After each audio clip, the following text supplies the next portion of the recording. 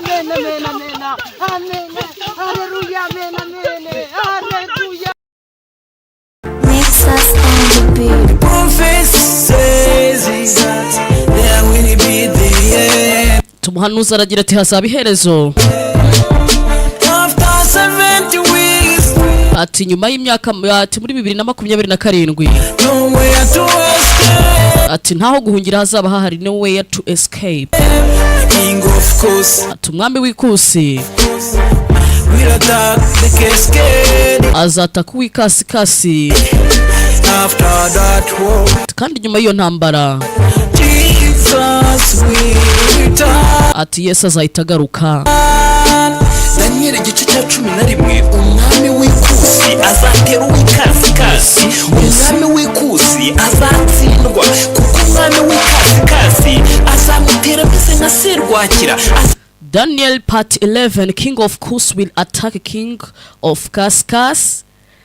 The king of Kus will fail because a king of Kaskas will attack him like thunder, like storm, with many horses. Azamutera nk'umwuzure w'amazi, azamuterana n'amagare n'amafarashi n'inkuge. Umwami w'ikusi The king of Kus ni Egiputa, is Egypt, aribwo Burusiya bw'iki gihe. is the Russia of nowadays. Umwami w'ikasikasi The king of Kaskas ni Babuloni, is the Babylon, ariyo Roma muri iki gihe. is the Rome of nowadays.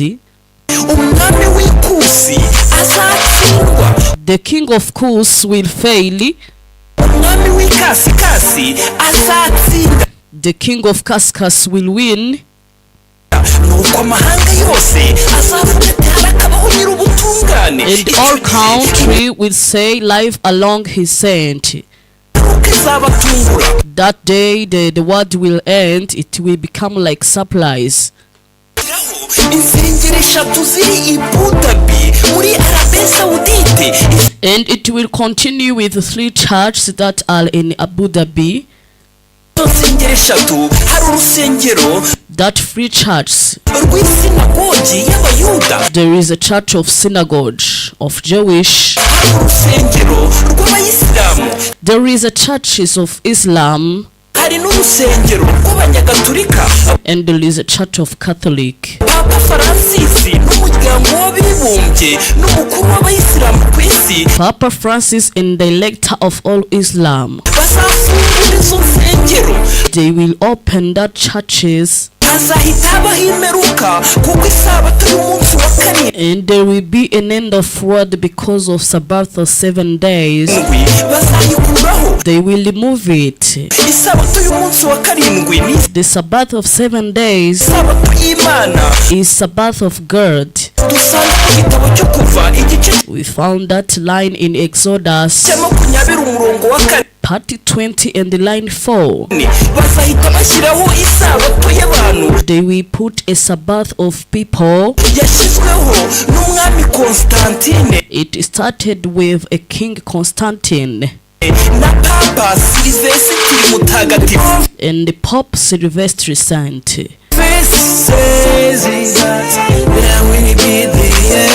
Umuhanuzi aravuga ati hazabaho iherezo.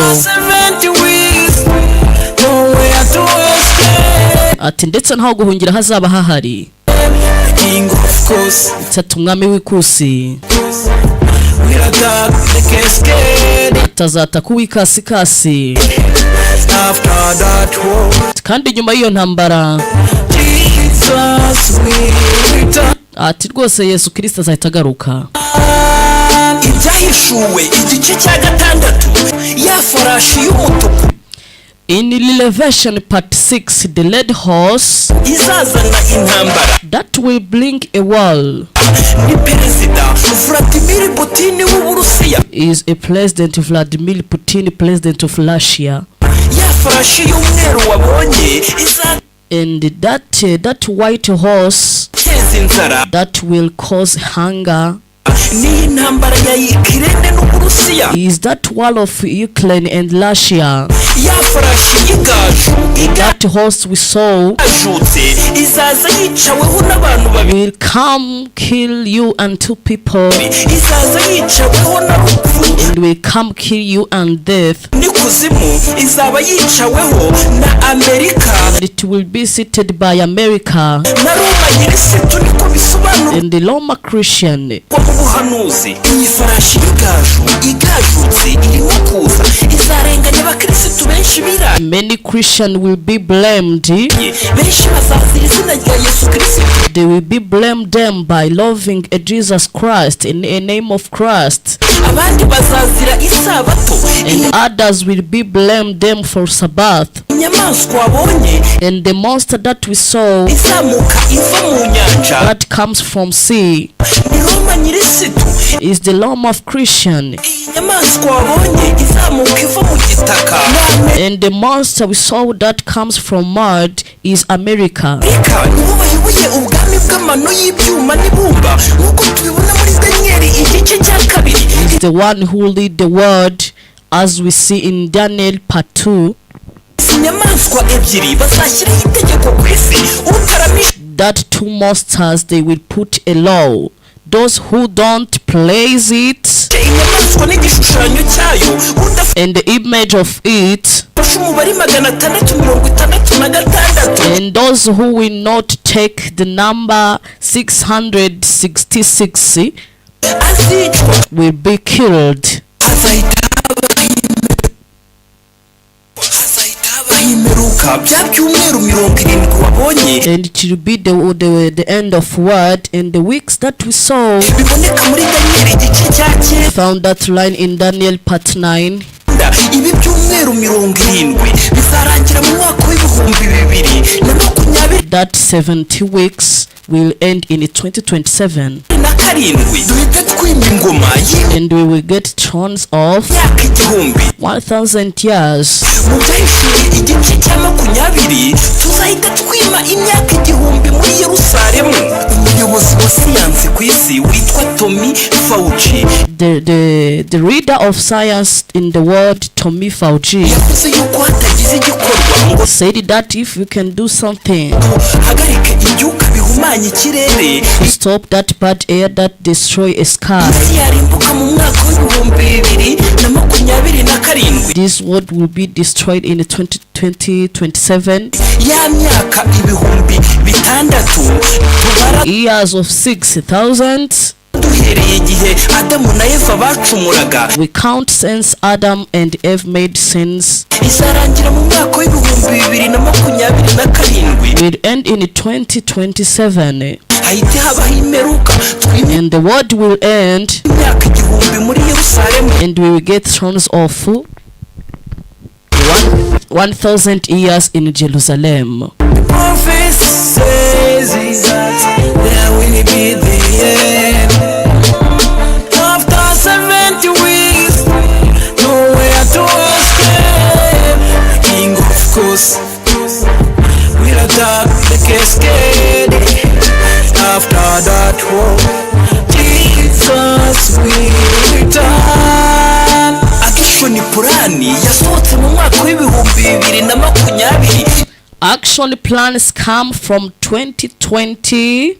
Iyi action plan These action plans yasohokeye hano i Roma mu Butaliyani, i Vatikani comes from Rome in Italian, Vatican. kwa Papa. Iyi action plan This action plan of Pope ya Papa Francis izarangira mu mwaka w'ibihumbi 2027. will end in 2027, duhita twima imyaka igihumbi muri Yerusalemu. and we will get thrones of 1,000 years in Jerusalem. Benshi muri twe bazakira ikimenyetso cy'inyamaswa. Many of us, yes, bazasibamo isabato y'umunsi many of us will take sign of monster. They will do it Sabbath of 7 days. wa karindwi iboneka mu gitabo cyo Kuva We found that line in Exodus, igice cya 20 umurongo wa 8. part 20, line 8. nuko mu gahanga kacu no mu kiganza cyacu bazandikamo isabato y'icyumweru bisobanuye kuwa mbere. And in our on our head and in the hand of us they will write Sabbath of week, means month of 7 days, bisobanuye icyumweru ikiruhuko cya means a week or holiday of Pope. icyo kiruhuko tukiruhuke. Marayika wa gatatu avuga ijwi rirenga ati the angel number 3 nimwakire ikimenyetso cy'inyamaswa said that don't take the sin of monster, ariko benshi bazasinda vino z'i Babuloni, but men will be drinking a wine of Babylon. bari ya myaka ibihumbi bitandatu They will count the years of 6,000 ngizarangira mu mwaka w'ibihumbi 2027 that will end in 2027. That will end in 20 tarenze mu mwaka w'ibihumbi 2031 or at least in 2031. Yes. ariko intambara ya Gogi na Magogi izahitiza But the war of Gog and Magog will comes. hazaba harangiye intambara y'ikusi n'ikasikasi n'iya Haremagedoni. The end of war of Kas and Kus will be end iyi ntambara in that time. y'ikusi n'ikasikasi This war of Kas and Couscous, n'intambara ya Ukraine n'Uburusiya. it's a war of Ukraine and Russia. The prophet says that will be the end. After 70 weeks, nowhere to escape. The king of course will attack the cascade. After that war, Jesus will return. Igice cya 20 mbona marayika amanukana umunyururu muremure aboha Satani amushugunya kuzimu. In Revelation part 20, I saw an angel comes with long and strong rope to rope Satan. Satani afungwa imyaka igihumbi. Nyuma y'iyo myaka igihumbi Satan get jailed 1,000 years. Satani azabohorwa agende Will be jailed out. Satan, ayobye amahanga yose, ayobye imfuruka enye z'isi, azakuranya amahanga he will start to interrupt and manipulate many people. batere Yerusalemu. Yazaba ari He will bring a country together and they will attack Jerusalem. intambara ya Gogi na Magogi. That war will be a war of Gog and Magog. Satani n'ingabo ze, Satan and his army, Yesu umuriro uzamuturuka mu kanwa. the fire will comes into a mouth of Jesus Izo ngabo za Satani, and will kill the army of Satan. Satani bazamwica Satan will be killed ahinduka ivu, and become ash, and he will become ash. azarimbuka by'iteka ryose n'ingabo zamukurikiye. He and his army will be destroyed forever and ever. Satani n'ingabo ze bazarimbuka by'iteka ryose, ubutazongera kwibukwa. Twe tuzima imyaka igihumbi muri Yerusalemu, And we will get thrones of 1,000 years in Jerusalem. tuzaba mu munezero, We will be in happiness. hazabaho ijuru rishya n'isi There will be a new heaven nshya. and a new world. Prophet says that Ati umuhanuzi aravuga ati hazabaho iherezo after 70 weeks, y'imyaka 2027 ndetse nta hantu ho gucikira azaba hahari. Ati umwami w'ikusi we'll attack the cascade. azataka uw'ikasikasi. After that war, Ati nyuma y'iyo ntambara Jesus Yesu azahita agaruka. Bye bye.